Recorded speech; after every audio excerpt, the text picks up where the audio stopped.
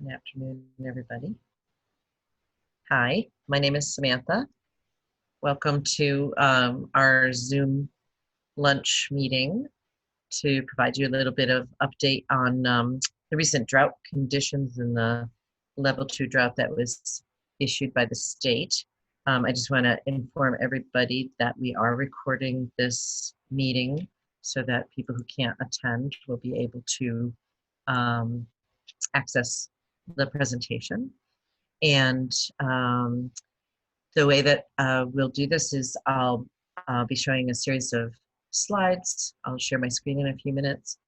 And at the end, if you're having questions, please, there's a small enough group, we might be able to interrupt, but just in the chat, if you know how to use Zoom, please use the chat function to ask your question, and then Lori Wolf will moderate the questions after the presentation's made. Okay, so my name is Samantha Woods. I'm the director for the North and South Rivers Watershed Association. I am also a member of the state's Water Resources Commission, and as such, I was invited to the public meeting that is the Drought Task Force meeting that happened on August 12th that initiated the calling for declaring of a level 2 drought in the state. And while I was watching this presentation, I thought, you know, other people might like to see some of the information that led to the drought so that people can understand how the state comes up with these declarations. And we also hope to provide you with a few helpful tips on how you can help save water. And we also want to share with you some of the impacts that we see locally on the ground in our watersheds here on the South Shore. So with that, I'm going to share my screen. And hopefully everybody can see that. I'm going to put it on presentation, which means it's going to get big, hopefully. Where'd it go? There it is. Wait. Okay, can everybody see that? Just nod at me. Yeah, okay. Thanks so much. Okay, so the session is called Weathering the Drought 2020 Info Session. It's hosted by the Watershed Association and also our Water Smart communities. We are partners with, I think, 11 communities on the South Shore for a program called Water Smart South Shore that has a number of different elements around educating people and their children about how to use water smartly, as well as save it from pollution. So to sort of jump right in, I wanted to share with you what the different indices are that the state uses to identify when we're going into a drought. None of this should be a big surprise. Obviously, precipitation is a leading indicator, right? If it doesn't rain, then it's clear that we're probably going to start to see less water in stream flow, less water in our groundwater, less water refilling our lakes, and impoundments. Impoundments is just a term for like a pond or a lake that is created by a dammed river. The KBDI is a Ketchum-Beecham, I think, index of fire danger, and crop moisture sort of speaks for itself. So there's these 6 indicators that the state uses, and they have experts from each of the state agencies in these areas discussing using latest precipitation, latest data, and comparing it to long-term averages to be able to identify what level of drought we might be in. It's important to realize that drought is a look back. It's not forecasting. Remember, this is backcasting. We look back over these data and compare them. So we're always a little bit behind the 8 ball when it comes to reacting to drought, right? Because it takes time for that data to be compiled and reviewed and analyzed, and then some kind of issuance of a statement from the state. So again, there's 6 indices that they look at. I'm not going to go through all of them, but I thought I would share with you some of the things that I found interesting and highlight for me what was really driving some of the conditions that we're seeing here on the South Shore. We were not in a drought until August 12th when the state issued it for our region. The rest of the state actually had been declared in a level 2 drought in the western and northeast section of the state. They were experiencing really dry conditions in late June and into July, and were declared earlier than us. This drought task force meets as needed, and so again, once they get data, and it's usually done on a monthly basis. So this was just one startling graph that I saw that I wanted to share with you, which was our July precipitation and July precipitation departure in inches from normal. And so you can see that red area, the southeastern part of the state, was only getting somewhere between 1 and 2 inches of rain, and a departure from normal of 2 to 3 inches. And you can see how our South Shore area was pretty dry for that month of July. I would say in June, although I didn't, I don't have the graph to show you, that July was definitely and May were both lower than normal. But for some reason, our area was not designated as a drought in those months because other indicators just weren't there yet.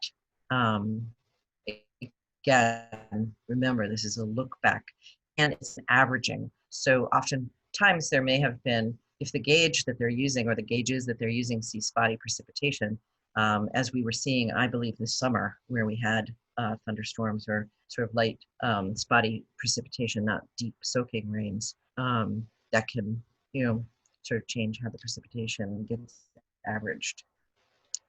The other thing that the hydrologists at the state really emphasized when I was at this drought task force meeting and the National Weather Service emphasized was this temperature departure from normal in July. The departure from normal was +4 degrees Fahrenheit and ranked the second hottest July on record, the period of record being from 1895 to 2020. So I think we all felt that intuitively, but the data bears it out, that it was a much warmer July than we normally experience. And that can translate into increased evapotranspiration. So the plants are working more, much harder to stay alive, right? So trees and other vegetation are taking up more water, just like we do. So in the state, they have 4 levels of drought. And this drought management plan actually was as a result of 2016 drought. They went back and revised their the state's drought management plan, and they instituted these level 0 through 4. So level 0 being sort of normal conditions where normal precipitation, the indices that I mentioned before were within a normal range. Level 1 being a mild drought, level 2 being a significant drought, level 3 critical, and level 4 emergency. And each one of those, look at those 6 indices, they identify where they stand in terms of differences from normal. It doesn't mean that all indices would be in a level 1 or a level 2. Sometimes they have different levels at different indices. And so there's a little bit of discussion that happens amongst the drought task force regarding how to interpret the different levels that might be seen in the different indices. So again, this was issued on August 12th, which was 6 days ago, that the entire state, they decided to classify as a level 2 drought, adding the Southeast and the Cape into what had already been some level of drought through other regions of the state. So level 2 drought is a significant drought. And I would also say that they characterized this in their description as particularly in the Southeast, as a flash drought. You may have heard of sort of flash floods. This would be similarly quick onset of dry conditions, sort of steep declines in different indices. In particular, they mentioned the fire index was quite high, particularly around Fall River area. That was noted that there was a sort of a wildfire that they were having trouble controlling down there. And so the conditions were quite dry. So that was sort of new to me when I was at this meeting to understand that of course it makes sense that fire would also be something to consider. I was just thinking about rain. Again, I'm not a hydrologist. I'm not claiming to know all of this, but information goes into these things. I'm just trying to convey to you what I learned at the state's meeting, what I thought was interesting and relevant to us. So some of the pictures that were shown at this meeting are actually from our area in terms of stream flow and conditions on the ground being seen by scientists, staff at the state that we work with, Division of Fish and Wildlife. Take these pictures at the Jones River on the left-hand side of the screen in Kingston. You may or may not know that the Silver Lake, which is the headwaters of the Jones River, serves the city of Brockton as its water supply and has been a long-standing challenge to stream flow in the Jones River. Obviously, when we have drying conditions, these get aggravated in terms of the lack of dam spillage spilling over the dam, which is why we have, we try to work with our communities who and dam owners to have what we call stream flow releases so that there is some modicum of stream flow within the streams downstream of their dams and reservoirs. And the right-hand side is Situate's first herring brook. You can see pretty dry conditions, wouldn't want to be a fish there. We have a stream flow release plan with the town of Scituate. In June 29th, we advised them actually to stop releasing stream flow, not something we do normally, but they had a perfect storm of increased demand due to everybody being home from the COVID pandemic. Along with a failed, they had a groundwater well that failed, and so they were taking more from the surface waters, and so the reservoir was dropping precipitously, and the drying conditions were unfolding. So out of an abundance of caution, we said, you know what, no outdoor watering, no stream flow, let's just not do that right now. Right now we still are in a no stream flow release condition, and there's a no outdoor watering ban, and it's only handheld in the town of Scituate and in many of our communities right now. Moving on to some other, so it's not just surface water, reservoirs that can dry, or drinking water is being used in the surface waters or dams that can alter the stream flow in our surface waters. There's also groundwater pumping. So in many cases, in many of our communities, the public groundwater wells are co-located with streams. And so while they're not directly sucking water out of the river or the reservoir, they are doing it through lowering the groundwater table, which is what is supplying stream flow during this time period. When it doesn't rain and you see water at the surface of our landscape, it's because there is groundwater seepage in to these areas. So groundwater pumping moves that groundwater level down, and you can see on the left, this is the third herring brook in Norwell and Hanover on 722 and 83. This is just downstream of the wells for Hanover and Norwell. There were other areas of the brook that had water, not flowing, but did have water in the brook. So, and this is a picture of stream gauges in the Indian Head River on the left and the Ware River on the right. The Indian Head gauge is a long-term gauge. I think it has 54 years of record, 53 years of record here. But what we're showing is I just took a snapshot of what the stream flow at the gauge at the Indian Head looked at like from early June through today. And you can actually see, I don't know, let me see if I can use my little annotate spotlight here maybe. So you can see here, this is the rain event we just had last night. So if this is real-time gauging, you can go online and check these things out. Just type in USGS Indian Head River, and you can go and find out for yourself what the gauge looks like. But you can see here we were really low, and this was approaching actually in the last few weeks in August, the last few weeks of August here, preceding today. We were approaching some of the minimums that we saw in the drought of record, which was August of 1966. So they use the drought of record as a benchmark for the lowest, sort of the biggest drought that we've gauged ever, and that was concerning to me because you know, here we are, we're declaring a level 2 drought, but we're seeing stream flow at these levels, almost at the levels that we saw for a 2-year drought in the 60s. That was a 2-year drought. So that was concerning. And again, I think it's this excessive heat.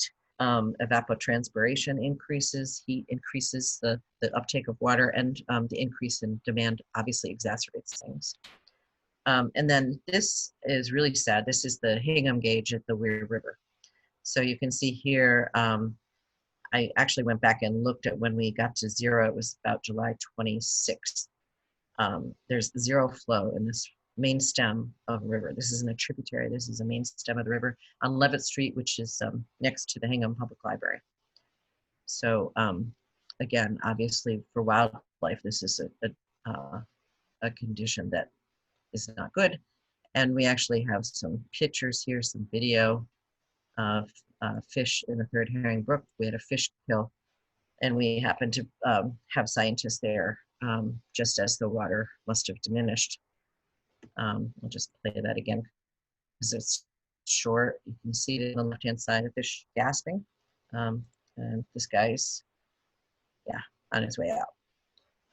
So for people like myself and Sarah, who are ecologists in the region, you know, this is really hard for us to look at. We're trying to restore these streams. We're trying to bring back life into these streams, and this kind of thing can be quite damaging. And it happened. The death of those fish was in July, late July, on the Third Herring Brook. So water supply can exacerbate things. Droughts are backcasting. So we're in a level 2 drought now. Only Norwell and Hanover just went to only using watering cans, outdoor water ban. But it's too late for the fish in that particular stream, in that particular area. So that's why we're always so proactive. We want to be proactive about telling people to conserve water, because droughts are something we see in our rearview mirror. So on August 12th, the state declared a level 2 significant drought. This is what this means. It means that rain was well below normal for over 2 months, that streams were low and nearing extreme low flows in some areas, that fire danger was steadily increasing, and that there's a strain on some water supplies. Not all water supplies are created equal. And that's sort of something to understand. What can you do? Obviously, we can temporarily limit the installation of new landscaping and plants. We can limit outdoor watering to handheld hoses or watering cans. And of course, only after 5 p.m. or before 9 a.m. Would be the best time to water, to make the most efficient use of that water for your plants. And always try to minimize your overall water use. And this is an infographic provided by the state. Remember, their message is for the entire state. At the local level, there can be more stringent or less stringent. This is only a recommendation. Our state has no power to require that people don't water their lawns throughout the state. So Kristen has a question right now that I think is kind of timely, talking about the meeting that you went to. Sure. Go ahead, Kristen. You can unmute. Oh, you're still muted. Okay, now you're unmuted. Yeah. I was just wondering, you know, because it actually, if you look at climate change, it shouldn't come as a surprise that temperatures are rising, and they're not only rising in Africa, right? They're rising everywhere and also here. And I was just wondering if this was mentioned at all, because we will probably see this more frequently in the years to come. Was mentioned, and I think emphasized. I'll bring up a little bit more about climate change as we get through, but clearly the state hydrologists are well aware of the predictions of climate change and are concerned. And this is not really a surprise. That doesn't mean we're all prepared for it. But definitely they are well aware of it. And the state has been investing considerable amounts of money into trying to help towns be more resilient. Whether it'll be enough remains to be seen, but definitely the state is trying to help our communities to be more resilient to climate change and to drought and to flooding. So this is, but this, I would say, this inability to enforce water restrictions is a challenge, right? Here's a map of August 10th, non-essential outdoor water use restrictions by town. You can see the hodgepodge of different ways that people are regulated in their communities. And that's very challenging. I think for messaging, when you can go to one town and see they've got, sprinklers running, and another town you can't, it becomes this equity issue.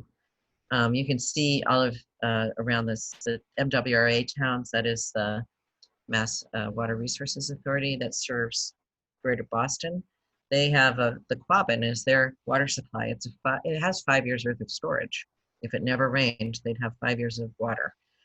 So it's about your water supplies in some cases, and that's a very custom to your community issue. So whether you live in Scituate, right? In Scituate we have, sort of tighter, more restricted. I would say on the South Shore as a whole, we have more restricted water resources. They've all been developed as much as they could be, and there's still some areas that we might be able to improve capacity, but there's not much more water out there to get in terms of new water. So we're going to have to learn to live within our means, or maybe join the MWRA, which seems to have so much water, it's okay. But that's something that I think it's important for people to understand, that the state does not have a global authority over water restrictions. It is the town that has that authority. And I thought I would just, I know it just rained last night, right? We all maybe breathed a little bit better because it did rain. But this is the rainfall data from August 12th through the 18th. And then I actually had done another one that was from the 1st of August through today. And essentially we've got about a half an inch of rain that has occurred thus far in the month of August, according to these citizen monitors. So if you're not familiar, there is a system called COCO-ROS. I can't remember exactly what it stands for. Sarah might be able to remind me. Sarah's a staff member of ours who has her own rain gauge and contributes to this citizen science precipitation monitoring. Yeah, it's the Community Collaborative Rain, Hail, and Snow Network. Falls trippingly off the tongue. COCO-ROS is much better. I like COCO-ROS. It kind of sounds like something fun to do. So this is actually something that I would encourage people to both be familiar with and maybe join. More data is better and helps inform decision making. So, you can go on here and kind of get the most recent up-to-date precipitation in your area. But traditionally, and I'm doing this off the top of my head, and I'm not a hydrologist, I believe most of the months in the summer, June, July, and August, are about 3 inches of rain normally, give or take. And so we've only gotten a half an inch in the last month. So we're still trailing in terms of being behind in terms of the precipitation for the summer. Climate change. So you had asked about that, Chris. yeah, it's overarching, and it's predicted that we will see drier dries and wetter wets. And in the Northeast, New England, climate change, the 2014 National Climate Assessment, Water Resources section, I pulled some quotes from them for a talk I gave on climate change and drought. Climate change is going to challenge the reliability of water supplies in some areas. If you think about that patchwork of restrictions, the ones that are going into mandatory watering restrictions, those are the ones that have the challenges with their water supplies already. And so that, we're already vulnerable there, and we're going to be more vulnerable as we to climate change. Climate-related disruptions will exacerbate existing issues with aging infrastructure. And so many of our communities, and it's not just in Massachusetts, it's really throughout the state, investments in our water infrastructure were made in the 1950s, maybe, and even before. So some of our water systems, some of the pipes are 100 years old.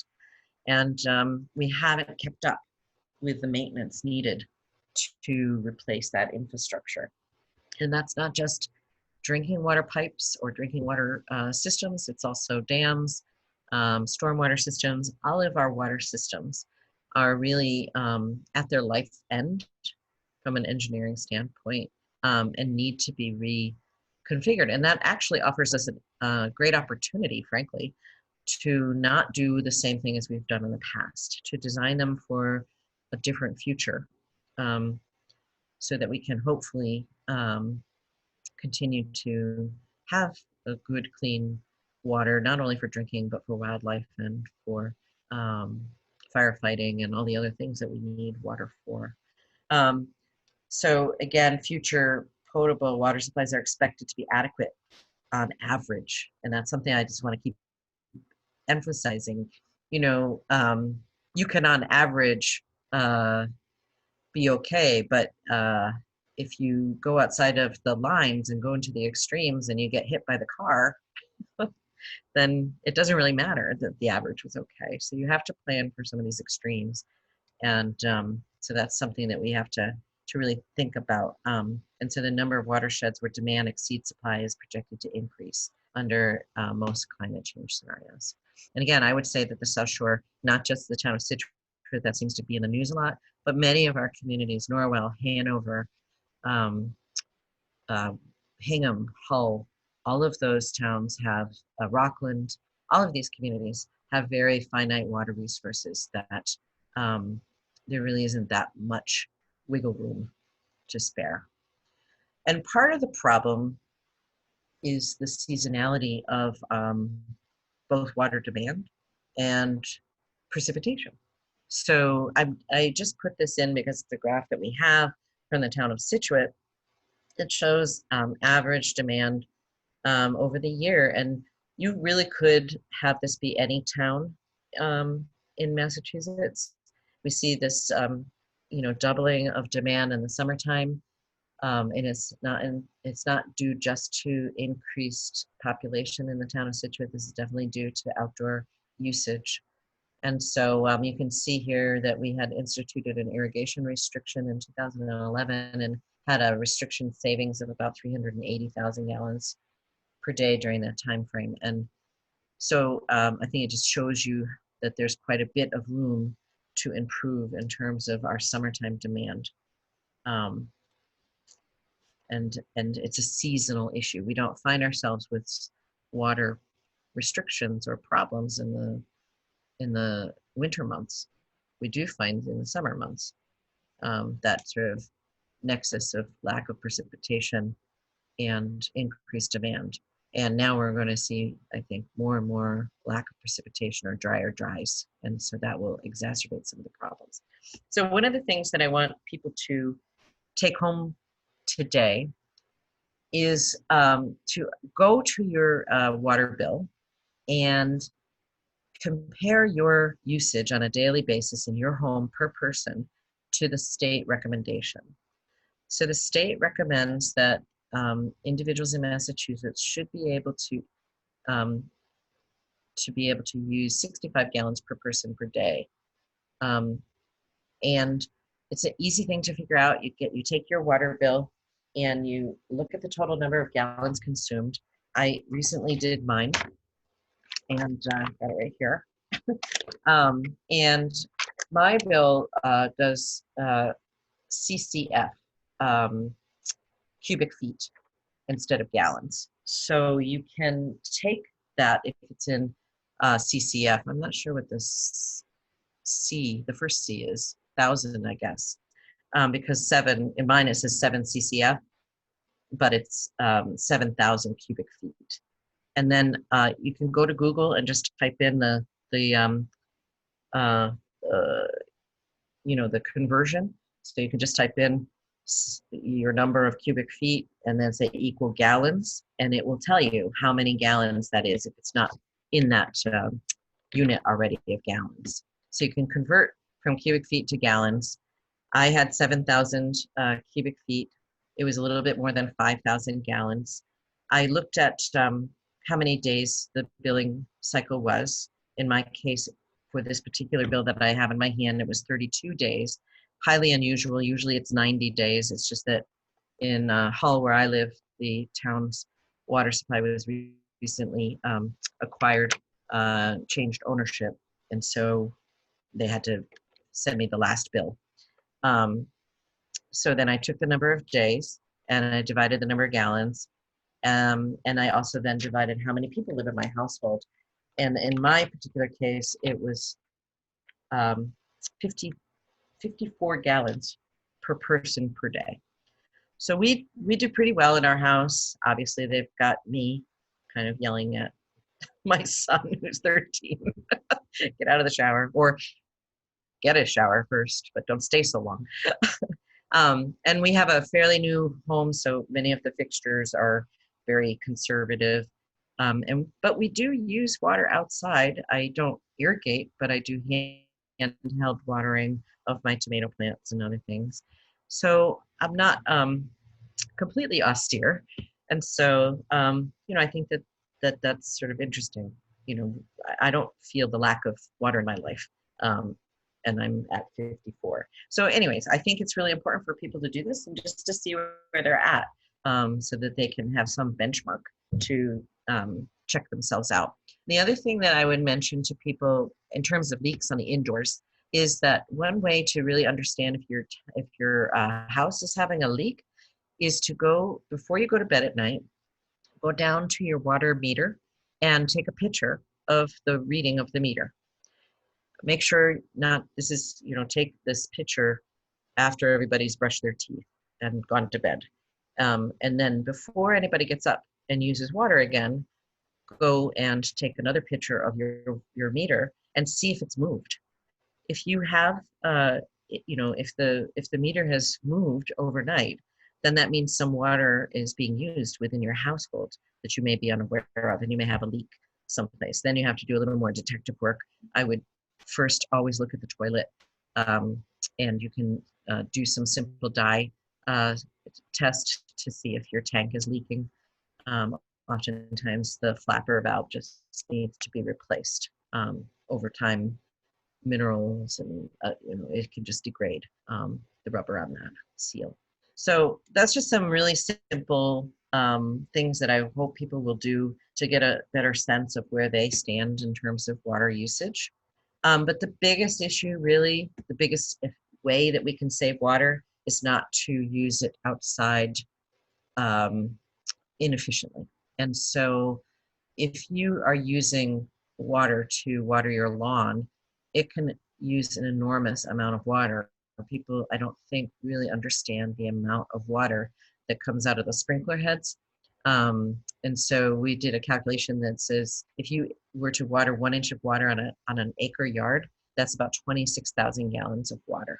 It's more than a standard in-ground swimming pool. So that's just, if everybody's doing that, of course not everybody's doing that, but even if a small number of people are doing that, that's huge. For comparison, many of our communities use about 1 million gallons of water a day in the wintertime. So 26,000 gallons is a lot compared to a whole community using 1 million gallons of water a day. So I think it's just a scale issue. So that's why we ask people if they would help us to raise awareness of the need to save water, to take the pledge to not water your lawn, to save water for people, firefighting, and wildlife. It's important for us to realize that the water that we're throwing outside is drinking water, quality water. It's been pumped out of the ground, treated highly to meet the standards that the EPA sets so that it's safe to drink, and takes an enormous amount of energy, electricity to do that, and it's not the right use of that water. So we ask people to please take the pledge not to water their lawn. Brown is the new green is our image. We'd like you to put it on your Facebook or social media, and take the pledge by typing that into your post and then asking 10 of your friends to do the same, so that we can make it more obvious to people that we don't need to have these green lawns, that actually the lawns will come back when it rains again and when it gets cooler. And ultimately, we hope that people will think about removing lawn they don't need and replacing it with more native plantings that will be good for the ecology and good for our water system. And then sort of longer term, I know it's hard to think about it right now, but if we're going to have drier dries and we're going to have wetter wets, then the other side of the equation matters too. And if we can try to capture some of that water when it hits the ground, when we do have the rainy periods, and try to have it put into, cleaned and put into the groundwater, recharging our groundwater, then we'll have more in storage that will hopefully help us through those drought periods and help stream flows and groundwater supplies. So we had a rain garden Zoom luncheon, maybe, I don't know, sometime in June. It's on our YouTube channel if you want to watch it. And we went through how to build a rain garden and what kinds of plants you can put in. Lots of things that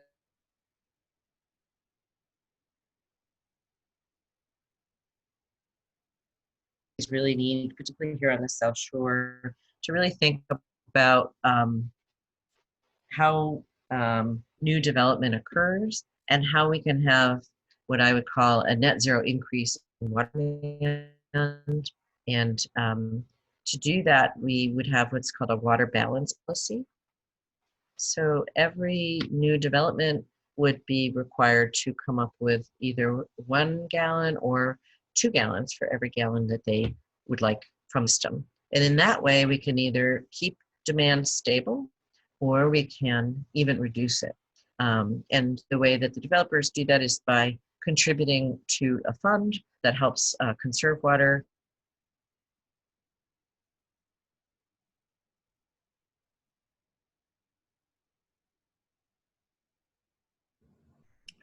I think we lost Sam. If you can all hang on just a minute, I'm sure she'll try to log back in. We live in Hull and we've had some power issues today. Our power has been going on and off, so. Oh, there she is. You're muted, Sam.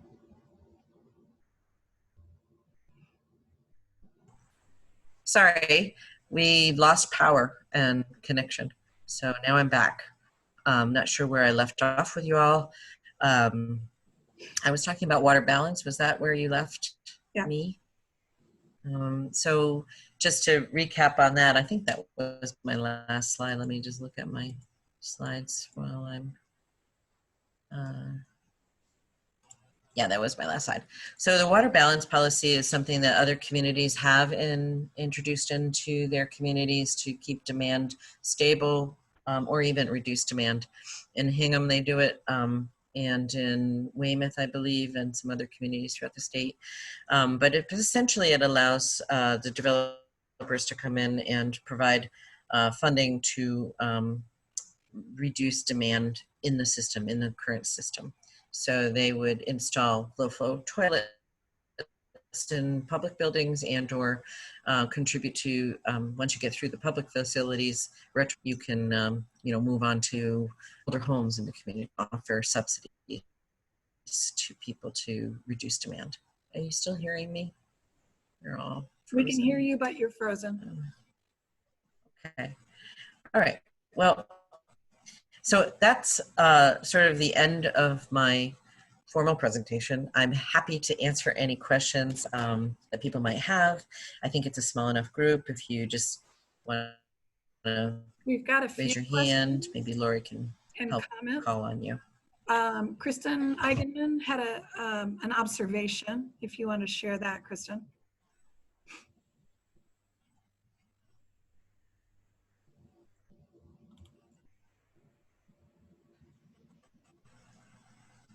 Yeah, there were two I things. can't You know, hear you guys. you can't hear me? Okay, now I hear you. Okay. Yeah, No, I can hear you. I just said on my bill how much his CCF is, and I just put it in the chat. So one CCF is 748 gallons.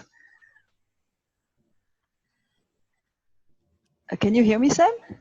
So I can hear some of you. You're kind of unstable hearing here. So you said you had some amount of gallons. I can't remember. Yes, 748 gallons per one be our friend today. per one CCF.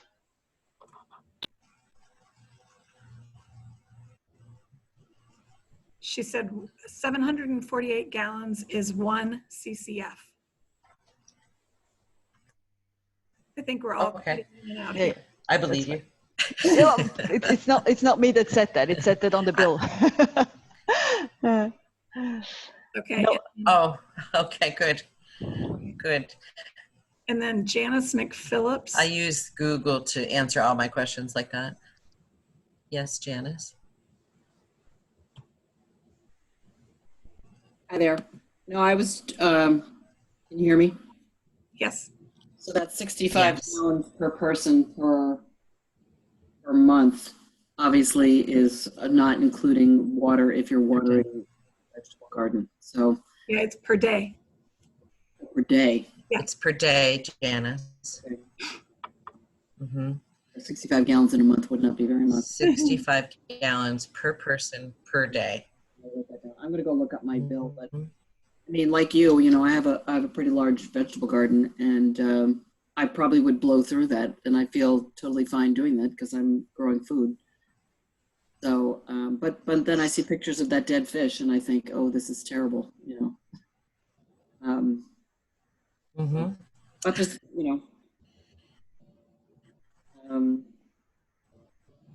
I think there has to be a discussion about the value of water and its different uses. And certainly for growing food is certainly a value that needs to be compared against lawns or other things. And my understanding is that you just handheld can't do as much damage as any kind of irrigation system.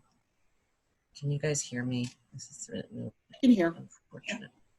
Yeah. Yeah, I don't know if they can. I wish the I don't know towns if I should go back out. did a better job of enforcing sprinkler use. Mm-hmm. You know, So enforcement is a real issue for our communities. Nobody likes to be the water police. And it's also very difficult to enforce because you have to have a witness. If you're going to actually bring anybody to court over something, you can't turn somebody's water off. Can you guys hear me? Yes. I'm gonna leave and come back because maybe that will help.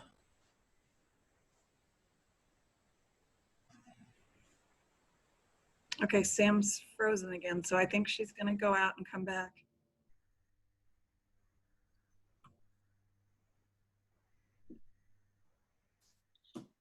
While she's doing that, I want to say hi to Jean. I miss seeing you at Webb's. She's still here?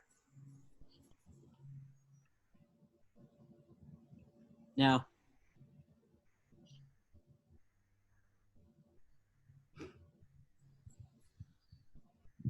As I was saying before, we live in Hull and we We've been having power issues today. So Sam's power may have just gone out again.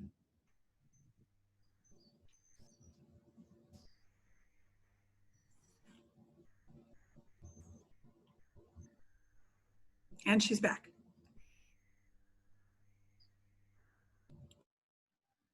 Here.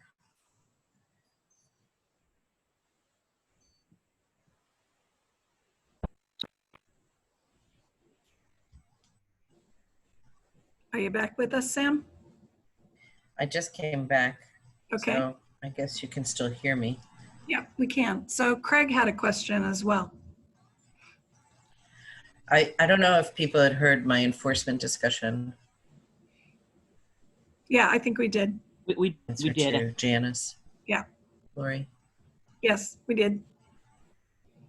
Okay, go ahead then, Craig. Are you aware of any movement among some of the towns with more strained systems to amend their bylaws to require people with wells to follow the same restrictions as those on town water? So right now, the town of Situate Water Resources Committee actually just asked me to write a letter of support for something like that, to ask that private wells be required to follow the same rules as the public wells system in terms of outdoor water use. That has not been politically acceptable heretofore. So I don't know, maybe now is the time when you have a drought is actually a good time to have these discussions, because it's more present in people's minds and maybe more palatable for health. That's who you would have to get to usually agree to such a thing. So, but no other towns that I know of right now restrict private wells according to the public well mandates for outdoor watering. Okay, Kristen had another question. I was just thinking out loud, you know, when you said we have to use the water better, and I know that you had once a promotion of rain barrels. Yes. Would they be of any help or use? I mean,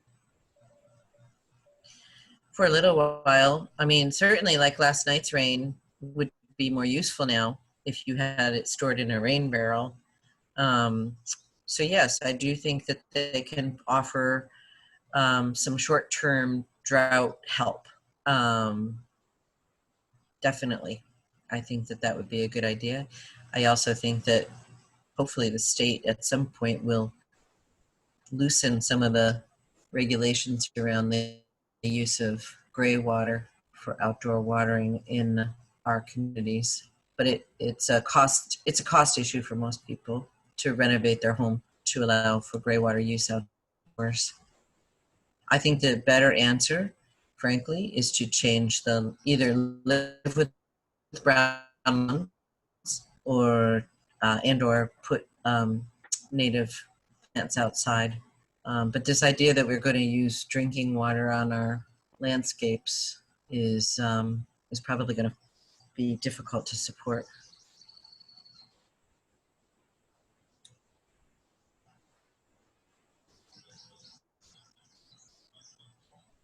Anybody else have any questions?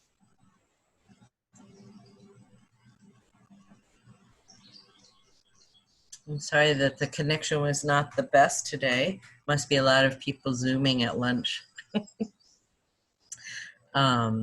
We'll have this made available and we'll share with you in an email a link to it and to some of these tips that we've talked about.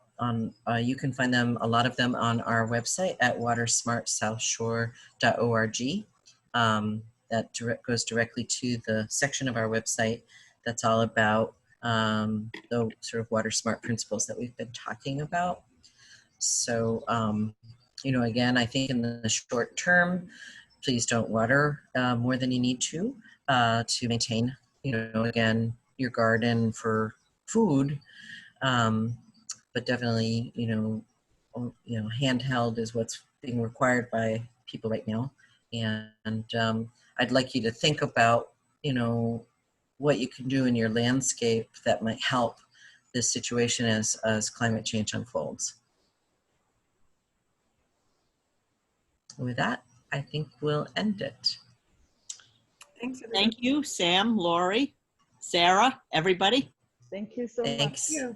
Thank you. Janice, anytime you want to talk, you know I'm here. Thank you. Bye. Bye. Take care.